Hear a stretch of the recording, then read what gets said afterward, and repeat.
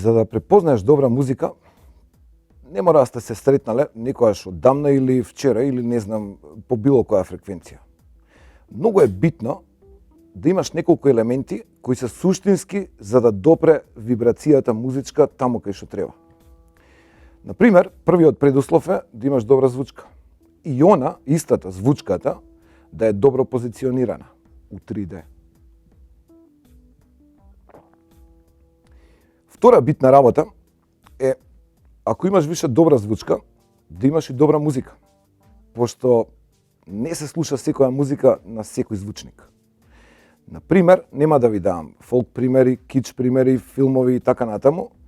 Пробајте да слушате класика на било која звучка, може да ве задреме, може да ве активира кон сексуални активности, а може и да ви направи да се осеќате како ништо не се дешава.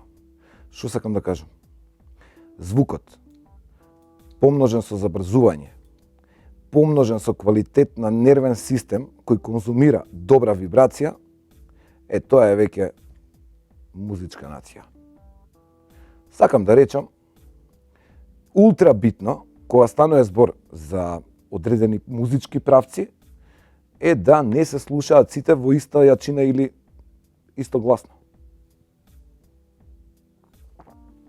Например, heavy metal и електронска гитарска музика трпи малце повише звук.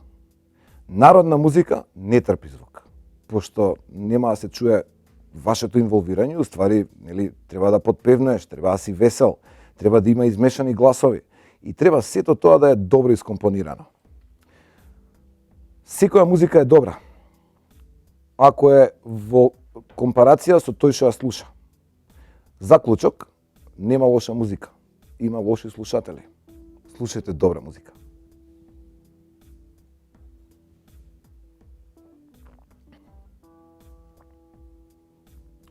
Сега се договоривме како да слушате само добра музика.